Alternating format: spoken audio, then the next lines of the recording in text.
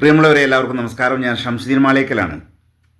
2 ദിവസം മുമ്പ് PC George എന്ന് പറയുന്ന ഒരു എണ്ണം കെട്ടവൻ നടത്തിയൊരു പ്രസ്താവന പ്രതികരിക്കുന്നില്ലെന്ന് വിചാരിച്ചതാണ്. പിന്നെ 2 വാക്ക് പറഞ്ഞിട്ടില്ലെങ്കിൽ ഒരു സമാധാനം കിട്ടൂല. കോട്ടയം ജില്ലയിലെ അവിടെ ഒരു ലഹരിക്കെതിരെ ഒരു ക്യാമ്പയിൻ നടക്കുകയാണ്. അതിൽ പ്രസംഗിക്കുകയാണ് ഈ വിദ്വാൻ. മൈക്ക് കിട്ടിയപ്പോൾ പറയുന്നതോ പച്ചയായ വർഗീയത. അത് ഇവിടുന്ന് പറയുന്നത് കേരളത്തിൽ നിന്നാണ്.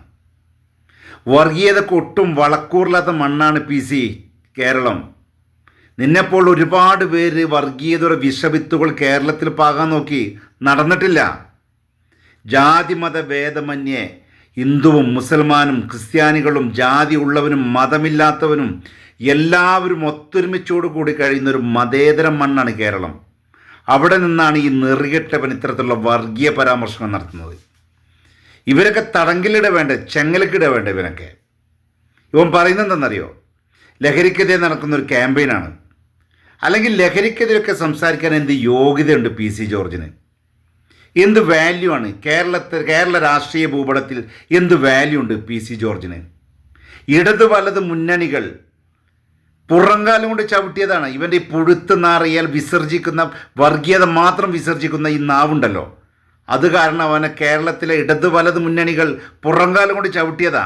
എന്നിട്ട് ചെന്ന് വീണതോ ചാണകക്കുഴിയിലേക്ക്. എന്നിട്ട് ആ ചാണകക്കുഴിയിൽ കിടന്നിങ്ങനെ പുഴുത്ത് നാറിയിട്ട് ഇവൻ ഇങ്ങനെ ഓരോന്ന് വിളിച്ചു പറയാം. മീനച്ചിലാലും അതുപോലെ തന്നെ ഭരണങ്കാവ് പഞ്ചായത്തുകളിലൊക്കെ 400ഓളം ആളുകൾ മതപരിവർത്തനം നടത്തിയത്. പെൺകുട്ടികളെ മതം മാറ്റിക്കൊണ്ടുപോയി. ലവ് ജിഹാദ്. നാറി. എവിടെ ഇന്ത്യയിൽ ലവ് ജിഹാദ് ഉള്ളത്? അല്ലെങ്കിൽ ഇപ്പം പരസ്പരം ഈ ആൺകുട്ടികളും പെൺകുട്ടികളൊക്കെ പരസ്പരം സ്നേഹിക്കുന്നു, ജാതി മതം മാറുന്നു, ഒളിച്ചോടുന്നു. ഇതിലൊക്കെ എന്തിനാ ഈ മതത്തിൻ്റെ ചാപ്പ കുത്തുന്നത്? ഇതിലൊക്കെ എന്ത് മതത്തിന് എന്ത് പ്രസക്തിയാണ് ഉള്ളത് ഇവിടെയൊക്കെ? ഇത് പറയാൻ എന്ത് യോഗ്യത ഉണ്ട് നിനക്കൊക്കെ? കേരളത്തിൽ അറിയപ്പെടുന്ന ഒരു നടൻ്റെ അന്യജാതിയിൽപ്പെട്ട ഒരു പെൺകുട്ടിയെ മാമോദീസ മുഖ്യ മതപരിവർത്തനം നടത്തി ഒരുത്തൻ്റെ തന്തയാണ് ഈ PC ജോർജ്. എന്നിട്ട് ഇവനാ പറഞ്ഞ പരിവർത്തനത്തെക്കുറിച്ച്. ഇവനെന്നെ നല്ല യോഗ്യത ഉണ്ട്. മൈക്കാണ് കിട്ടിക്കഴിഞ്ഞാൽ എന്തും വിളിച്ചു പറയാമെന്നോ? അതും കേരളത്തിൻ്റെ മണ്ണിൽ. കേരള സമൂഹം നിനക്കൊരു വില തന്നിട്ടുണ്ട്. അവിടെ കിടന്നാൽ മതി കേട്ടാ.